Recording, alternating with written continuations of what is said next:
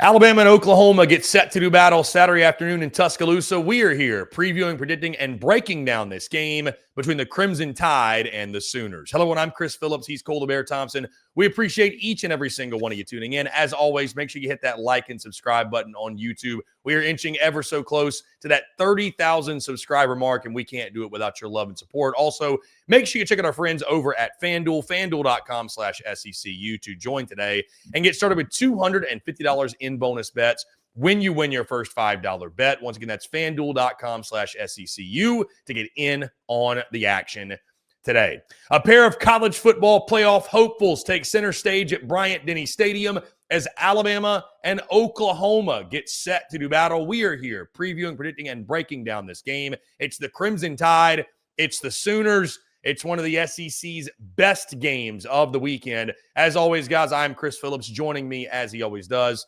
Mr. Cole the Bear Thompson, one of the very best in the business. Bear, really appreciate you taking the time. Excited to break down this game with you. It's another week where Alabama is trying to keep things rolling. Meanwhile, Oklahoma looking to come in and play spoiler. By the way, let's not forget the last time Oklahoma went on the road and everyone was doubting the Sooners. They pulled off the upset in Knoxville. Different challenge this go around, but this one should be interesting. Doubt Oklahoma at your own will. This will be the best front seven that Alabama has seen all season. This will be one of the best run defenses Alabama has seen all season. This will be one of the best pass rushes Alabama has seen all season. This is a playoff eliminator game for Oklahoma. This is technically a playoff clinching game for Alabama because they're not going to lose to Eastern Illinois. That would put them at 10 wins. There's a lot that rides on this line, Chris Phillips. I'll tell you what. If I'm an Alabama fan, as much as I can trust that what my defense has done the last several weeks, the comeback in Willie B, the ability to trust that we were able to keep LSU out of the end zone, you're going to ask them to do it one more time. But you got to see something from this offense if you want to strike. Because I'll tell you what, at this point, you're starting to get a little nerve-wracking if you're an Alabama Crimson Tide fan on your national championship hopes. Not to say that you can't make the playoffs. Not to say that you can't win a playoff game. But to go on this gauntlet of a run, to close things out with Oklahoma, with Auburn, with an SEC title, 3 to 4 playoff games, you got to be able to show me more consistency with this offense. This has massive upset, life-altering college football playoff hopes on the horizon. And this is why we love college football in the month of November. Yeah, it's going to be a fun one. Again, taking center stage, 2:30 Central Time kickoff on ABC there in Tuscaloosa at Bryant Denny Stadium. Bama now sits via our friends over at FanDuel as a 5.5-point favorite. The over-under at 46.5. This number has actually come down from earlier in the week. I believe it got up to 6.5, now down to 5.5. So the money is coming in on Boomer Sooner. Bear, interestingly enough, Oklahoma leads the all-time series 4-2-1. And who can forget the game last year? The last time they met, Oklahoma won that game by a final score of 24-3. This was the game that knocked Alabama out of college football playoff contention. Bear, you think there's any sense of revenge on the mind for Bama? Do you think that matters? I think sometimes we overplay the revenge factor because, especially now in college football, these rosters change so much, and you know there's new players everywhere. You got some new coaches too, but you do have to think, kind of like the Vandy game, a month or so ago. Bama wants to get their lick back in this one. I think the Vandy game is a little bit different because you don't lose to Vanderbilt if you're Alabama, ever. It doesn't matter how many players are in the transfer portal or who's playing quarterback from insert X school here. You don't lose to Vanderbilt. That is a non-negotiable, I think, for anybody that dons the crimson and white. Oklahoma's a little bit different because of it is a prominent school. It is a blue blood program. They have top-tier talent. But let's just call a spade a spade. Alabama was embarrassed in Norman last year. The Palace on the Prairie was a house of horrors for the Crimson Tide because everything that worked for Alabama up to this point, mobility at the quarterback position, playing with tempo, eliminating the turnovers, they all came back to bite Alabama, and those were the strengths of Jackson Arnold and Boomer Sooner. And remember, that was a game that clinched Oklahoma a bowl bid, and it kept their bowl eligibility and their consistent streak alive. So, yeah, there's a little bit of, I think, animosity here. There's definitely a little bit of hostility. I think for Alabama, the big point is end the streak, end the notion, get the payback. Make sure that you cut the clip. You go do whatever it needs to to guarantee that all of the outside noise, all the things from years past, all of the people who are looking like you and me saying, don't look now, but Oklahoma, you go ahead and you shut that down. I think that's more so the standpoint of we know who we are as a program. We don't really care what anybody else has done. But for Oklahoma, again, you had a great game plan against Tennessee and you kept your playoff hopes alive then, and you had a bye week to prepare.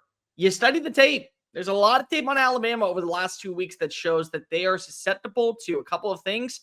There's a little chink in the armor. You hit the blade. Guess what? They're going down. It's very possible in this matchup.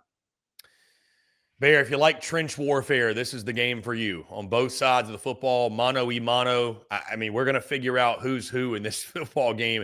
Alabama, you mentioned, struggled against LSU mightily to run the football. Just 26 carries for 56 yards, 2.2 yards per carry. Daniel Hill was your leading rusher, 7 carries for 21 yards.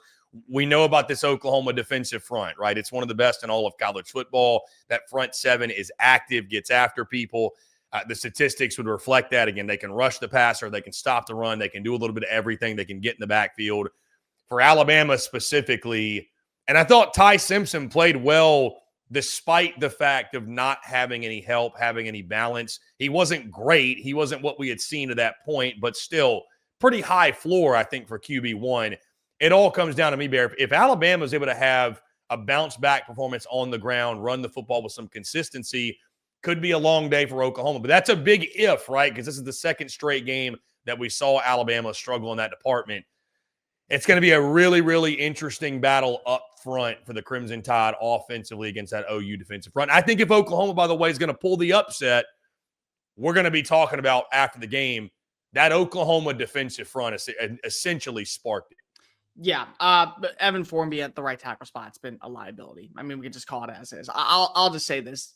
It's not the second straight game that Alabama's had inconsistencies running the football. It's the 6th game of the year that Alabama hasn't been able to run the football. Couldn't do it against inferior competition like Wisconsin. Couldn't do it against Florida State. Couldn't do it the last 2 weeks. The bottom line is you can't run the football. I mean, that let's just call a spade a spade. You're 120th in the country, and it's week 12. This is who you are as a program. You don't figure things out at the end of the season and say, well, we just fixed this. We just fix what? This is who you are. You're not able to consistently tote the rock. And it does feel like that you look at Ryan Grubb and you look at the play design from Nick Sheridan. They turn away from the rushing attack way too early in the game because they realize we know it's only going to lead to a negative. So it's actually better, in my opinion, to trust Ty Simpson on 2nd and 6 to throw the football than it is to try to gain any yards with Daniel Hill or Jam Miller at this point.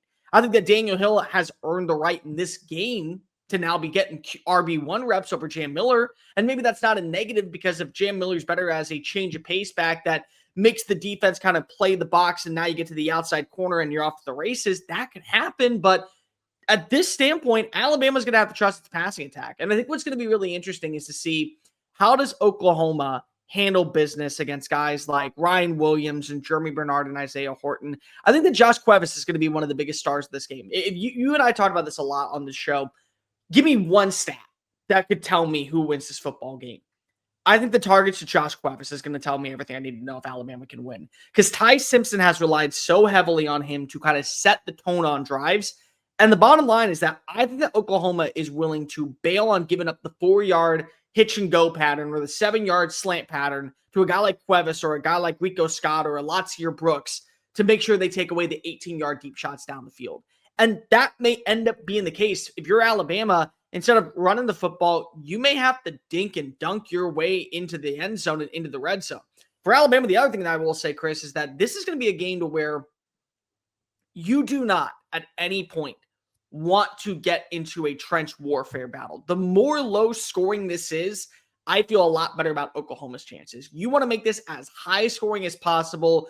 Do not allow a team like Oklahoma to find any consistency on offense. Make them have to go toe-to-toe with you with the body blows throughout the afternoon. If you can do that, that gives Alabama the advantage. But the more that this is we're running a 3 and out, we're not able to trust the running game, we're passing on 2nd and 18 because we were able to get a stop at the line of scrimmage and we pushed them on back. That favors Oklahoma on so many different levels. Well, I think it probably needs to be, Cole, a low-scoring game for Oklahoma's chances in this one. I don't see them going into Bryant Denny, winning a shootout, putting up No. even 30-plus points. So it's going to have to be a game in the mud, if you will, a rock fight, however you want to phrase it. Going to have to be a lower-scoring game. You look at what Oklahoma did the last time out there. Offense was good enough. I mean, they ran for 192 yards against Tennessee. John Mateer had 80 of those himself. The passing game, pretty pedestrian, 159 yards. Mateer had the big score in that one, obviously, to win it. But again, I look back at that game, it was forcing the turnovers and getting them off Tennessee and converting those into points. I mean, is it as simple to say, Bear, that if Oklahoma's going to win this game, if they're going to pull the upset, I mean, John Mateer is just going to be special. I don't really know what other, I don't think Oklahoma's built to go out there and run for 200-plus yards against this Bama defensive front. You got to get guys on the outside involved like Burks and Satania. You got to find something in the passing game. But John Mateer is just going to have a special day, I think. Well, this is the game that you brought John Mateer in for. It Right. was these type of matchups. The Texas game, the LSU game at the start of the season, the Alabama game. You brought him in to be the reason why your team was able to turn the corner and be able to hold its own on the road and pull off an upset. That's what you have at the standpoint. But there is a notion out there that says Oklahoma can't run the football. Oklahoma just can't run the football. They've had 3 straight games with a 100-yard rusher in Xavier Robinson. And before that, Torrey Blaylock was at least a consistent running back. He's moved more so to RB2 since that matchup. I think it was against South Carolina. And even in that game, he had 101 rushing yards. So you know that they can run the football. Can they do it against an Alabama front that is getting better at defending the run, but still has been the weak point, I think, of the defensive line? They say that they can't throw the football down the field, and that if you don't get the ball to Deion Burks, that things aren't going your way. Chris, Isaiah Satenga has been the number 1 receiver since the Temple game. He's averaging 6 catches per contest, 18.1 yards per catch, and 73 total yards on the 73 total yards per game, and he's finding his way into the end zone. And you can get the ball to Jared Kanik, tight end, and you can get the ball to to Burks on the outside, Deion Burks. So, I don't think that this has to be the John Mateer game that we're all talking about, where he has to go full Johnny Manziel, November 2012, when he marched on into Bryant Denny Stadium, 2:30 afternoon kick for Texas A&M to get that win. But I do think that John Mateer is going to be the X factor. How consistently can you pressure the quarterback into making mistakes? And that is where we can say the difference of Alabama has been over the last few weeks. Their pass rush has gotten so much better. Pierre is getting off the edge. What you're watching with Deontay Lawson in delayed blitzes. Tim Keenan working up the middle. Kelby Collins, what he's been able to provide. This is going to be one of those games where you have to make John Mateer feel flustered and keep him still in the box. Because let's just call a spade a spade. Dude can run. Dude can run the football. And there are going to be some designs that you think that it's supposed to be a pass. What it's doing is it's creating that separation where you're playing man coverage downfield in Kane Womack's system. You got a Dijon Lee 40 yards down the field with Deion Burks. What it's really doing is you're waiting for John Mateer to find that crease. He's cutting up field and he's taking off running for a gain of 20. That's going to be something that I think is going to be really intriguing on, can you end up pressuring Mateer and keeping him inside that pocket, inside that bubble, to where he can't take off for the run. Because I will promise you, there will be some design plays where Ben Arbuckle is saying, oh, we're throwing it deep. No. That's what I want you to think that we're doing. What we're really waiting for is an opportunity to cut it up the A gap and start gaining 15, 20 yards and hit the reset. Big game for Ben Arbuckle, too, I think, coming off the bye week. And you would expect, too, with Brent, you think they're going to have some things dialed up, their best possible game plan available.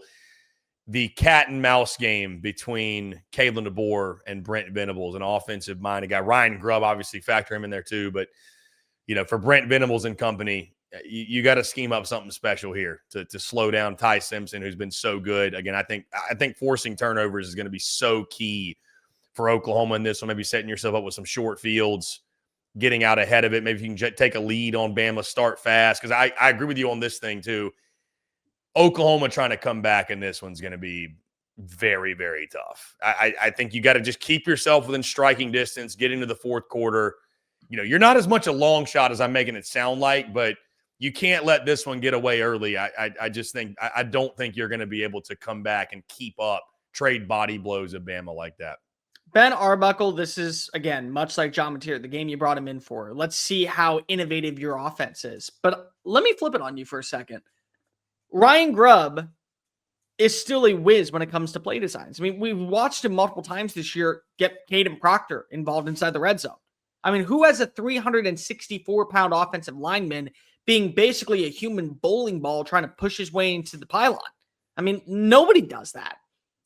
You can't run the football, but what you can do is you can run a lot of design sweeps and jet motions with your wide receivers, whether it be Jeremy Bernard or Ryan Williams. I think that has to be a big game plan if you are Alabama in this matchup, because manipulation at the line of scrimmage is going to be critical.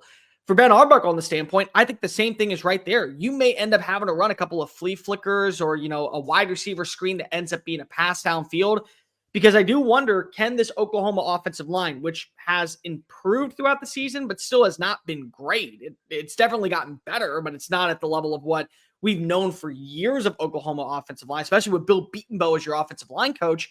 Do you maybe run some trickery to maybe throw Alabama off its scent and get a deep shot down the field to Isaiah Satenga where nobody is covered? I mean, we saw that in the Oklahoma Ole Miss game a few weeks ago where Satenga basically was scooting off to the races. Can you do a little bit of that? The trickery of the two offensive coordinators, I think, is going to be exceptionally massive in this matchup. And I think that the one thing that if you are Alabama, you have got to be able to set the tone from the get-go. I agree. If you can jump up to a 17-0 lead, I think Oklahoma has a lot of Vanderbilt in this standpoint. They're not equipped to come back down by 3 scores. They're equipped to make this thing interesting, but not come back. And if you are Oklahoma, Ty Simpson was a handful throws away from beating LSU 38-9, 31-9. But it just was off the fingertips. It was a foot's throw away from connecting with Bernard or Horton or Cuevas at that standpoint. So can you find a way to create that turnover in that at that level where defensive back, right place at the right time, short field position, and take away that positivity? I think that's going to be a massive key for Oklahoma in this game is short field advantages to be able to walk away with points. And then if all else fails, I mean, we got to talk about it, Chris. The kicking game is going to be big in this one. Tate Sandell, what he was able to do against Tennessee. I mean, yeah, he's definitely wearing short shorts to where everyone's paying attention to that, not his leg. But, dude, if that's an advantage for you, by all means. Are we what length of the shorts this weekend? I'm very curious. I'd have it all the way up into the thigh, I'll dude. see if he doubles down. I'm very curious. Dude, if booty shorts end up working for him and that's why you get a 61-yard field goal, by all means, do it. Because I'll tell you what, I'm not trusting Talty with my life. If it is a 4th down call and we are in field goal range and I know that I need the points, I may just trust what I'm getting in my 4th down offense from Ty Simpson before I trust Talty. I can trust Tate Sandell to make a 55-yarder. It wouldn't be Bama if we weren't talking about struggling kickers. That's for sure. Got to witness that obviously in person last weekend. How does it keep happening is my only question. The nerves are always around when Bama trots the kicker out there. So, yeah, and I'd agree with you, Bear. I mean, kicking game, special teams game, going to play a big factor in this one, especially if Oklahoma wants to pull the upset. And the other thing you said that I agree with too, I think that you can see both these teams living on the perimeter. I think it's going to be a lot of extended handoffs. I don't think you're going to see – I don't know that winning in the box against these two defenses is a recipe for success. I think a lot of it's going to be getting outside the box, getting on the perimeter, getting your playmakers the football. Again, extended handoff, screen game, whatever. Keep baiting them. Maybe you see some shots down the field. Is there a stat line that you look for in this game that you think will determine who wins? I mean, without going turnovers, because that's just the most obvious. I think whichever of these two eclipses 100 rushing yards, if it's possible, one of them does. I think that would be hands down. It's like I have no question that team won the football game. Tight end receptions. That to me is going to be it.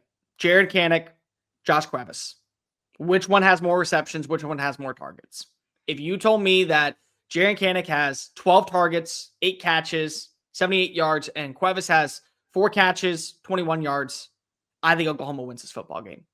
I think this is one of those matchups where the tight end is going to be the tightest margin of error and the tightest margin of victory for either side. I like it. Bear, that being said, let's lock in some picks. Let's lock in some predictions for this game. You want the honors? You want me to start first? I'll go first as the Bama grad. I'm an Alabama grad, and I don't hide it that often. This game is nerve-wracking. It is. If you were sitting here as a Crimson Tide faithful and saying, oh, we should just be easily able to win this one. No, you shouldn't. This will be the best defensive line that you have faced all year. This will be the best run defense you have faced all year. They know how to pressure quarterbacks into making mental mistakes. They know how to get after you and put yourself in a position to where you live in 3rd and 18. The secondary has improved throughout the season, and they have a great linebacking core that usually stays in place to where if you tuck and run, if you're Ty Simpson, you're gaining a yard or two, but that's about it. It's not the same as what you saw from LSU. It's not the same as what you saw from Florida State. You got to go back and watch that Florida State game because this feels like one of those matchups where if you can take away the rushing attack, John Mateer is going to be able to get some. And John Mateer has a little bit of what I would consider Thomas Castellanos in him, where you let him get into space, he's off running. And that might be a reason why you end up faltering yourself. And they convert on 2nd and 8, and they keep drives alive, and they win the time possession battle. So Alabama has got to play clean football defensively, but offensively, you got to do 2 things for me. Number 1, you have to set the tone on first down of every single drive. And I'm not saying you have to set the tone on every first down. I'm saying the first down of every single drive, you cannot afford to have negative traction. You got to gain something. Could be a gain of 5, could be a gain of 15, but you have to set the tone for that drive by building some type of identity and show Oklahoma's defensive line, you got this in the bag. We don't care how good you are. Our offensive line has been well prepared. We've been watching your tape for the last 3 weeks. That's why we stuck at times offensively against LSU, because we want to come on in because we know what the standard is in Tuscaloosa. And you cost us the season last year. We're not going to let you do it again and put us on a position where we have to go into Jordan-Hare and pull off a game that where the Voodoo Shaman man, his magic still has not come through this season. We're not trusting that at this point. The other thing is that you got to figure out, can Ty Simpson get back to playing Ty Simpson football? Because this is now the 2nd straight game where it feels like he's right there. Hey, wide receiver, we almost got him in pace. And that's just overshot. He could have had 2 interceptions in that matchup against South Carolina. Both were dropped. He could have easily had 2 more touchdowns in that LSU game. Both were overthrown. We got to see Ty Simpson get back to being that surgical assassin on 2nd down. Because guess what? Everybody in the building knows that Ty Simpson's going to have to throw the football. Everybody knows when there's passing play coming. Can you go back to that level of, doesn't matter if there's a passing play going. We just got to find a way to stop him after that and keep him out of the end zone. Because that's what we need to see. Oklahoma is going to give you its best performance. I'm taking Oklahoma with the +6.5. I'm absolutely doing that. I don't think this is going to be a game to where you can trust Alabama to get the job done. Except Alabama does get the job done. You can't trust it, but you can figure out a way that somehow, some passion, the John Mateer 8 touchdown, 7 interception ratio is going to hurt them at some point. 4th quarter, defense steps on up. You get a critical stop. You get a forced turnover. And Ryan Grubbs gets to do his bag of tricks. And he finds a way to guarantee Alabama's playoff berth. It's disgusting. It's ugly. It's a fight to the finish. But the Crimson Tide are still the Crimson Tide. It's still Bryant Denny Stadium. It still is that script day. It still is that we understand that the job is not finished. Use that motivation from a season ago to punch it down Oklahoma's throat. 24-20 final score. Alabama just gets by, figuring out a way to put down and punch their ticket back to the playoff. Bear, it's always best when you can learn lessons from victory and don't have to suffer defeat and able to do so. I think Alabama, coming off the bye week, playing LSU, did not play their best football game, probably played their C-plus game like you and I talked about, still was able to win the football game. So the positive there was, hey, you get a big win, you beat a rival, but in turn, there's still things you can go back to the tape, you can coach, you can teach, you can implement, you can improve, you can get better. I think they will do that from last week to this week. I think Ty Simpson, who was still solid against LSU, wasn't great. I just think the floor is so high for him. He is so composed. He is so in control and so comfortable with what they're asking to do in that offense.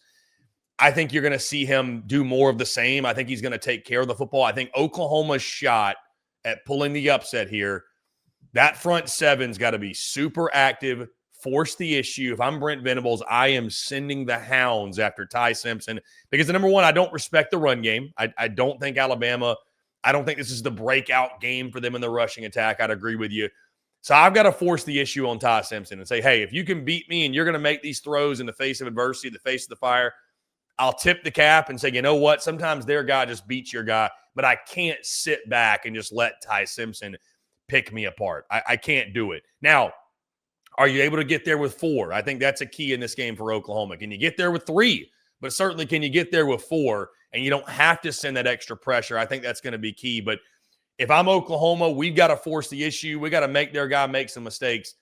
The problem is I don't think he's going to make those back-breaking mistakes that I think John Mateer potentially could make in this game. I love John Mateer's game. The guy's an electric factory. He's a great player, but he has shown at times this year the game is a little bit erratic. The game can be a little bit erratic. You and I both saw it in person in the Red River Shootout, and that's its own thing. But I think that was kind of a microcosm of, hey, like, you know, when this guy gets flustered a little bit and gets unsettled, he will put the football in harm's way. And this is the wrong defense to do that against. I think it's a really close game, back and forth affair, defensively dominated. I agree to an extent that a lower scoring game favors Oklahoma, but I don't think it matters. I think Bama wins a lower scoring game. Bama finds a way at home. The floor for them is so high, in my opinion. I think they actually play a little bit better than they did against LSU, but I think Oklahoma's got something LSU didn't have last week, and that is truly a dynamic playmaker at the quarterback position, which gives them a shot. But I don't think it's enough. I'm going to go Bama 20, Oklahoma 16. Pretty low-scoring game at Bryant Denny Stadium. I think it's another rock fight, kind of similar to what we saw last week. I mean, when you have a pair of offenses that are essentially one-dimensional, that's what you're going to have to get. So I think it's going to be a lot like the LSU game was for Bama. A lot of short stuff, feeling them out. Maybe you finally see a shot at some point once you sort of loosen up the defense, take some risks. But, yeah, I think a low-scoring rock fight. Bama wins again, 20-16 final. Welcome to the College Football Playoff, Alabama. And now that we both picked you to win, congratulations, Oklahoma, on getting the upset. It's going to be a fun one either way. I'm excited for this one. Again, two of the best brands in college football. Oklahoma trying to make it 2 straight wins with the Crimson Tide. Bama trying to get their lick back, punch their ticket essentially to the playoffs. So going to be a good one at Bryant Denny. Would love to hear y'all's thoughts. We are both going with Alabama. Do you agree? Do you disagree? Who comes out on top Saturday, the Crimson Tide or the Sooners? Guys, it's going to do all for us. Appreciate each and every single one of you tuning in before we get out of here. Do want to tell you about our friends over at FanDuel because, as always, we are brought to you by our friends at FanDuel. Guys, it's NBA tip-off week. FanDuel is your home for live betting. So even if you missed the start of the game or you want to ride the hot hand, FanDuel's got live bets on everything from who will score next to fourth quarter comebacks. Plus, you can even combine your live bets into a same-game parlay for a shot at a bigger payout. However you want to play, now is the perfect time to join because FanDuel is giving new customers $300 in bonus bets if your first $5 bet wins. Just visit FanDuel.com/SECU to sign up today. Once again, FanDuel.com/SECU. Play your game with FanDuel, official sports betting partner of the NBA. Guys, once again, that's going to do all for us. We appreciate each and every single one of you tuning in. As always, make sure you hit that like and subscribe button on YouTube. Check us out wherever you get your podcasts, all across various social media platforms, as well as our website, secunfiltered.com. For Cole the Bear Thompson, I'm Chris Phillips. We're signing off. Y'all have a great rest of your day. We'll talk to you all on the other side.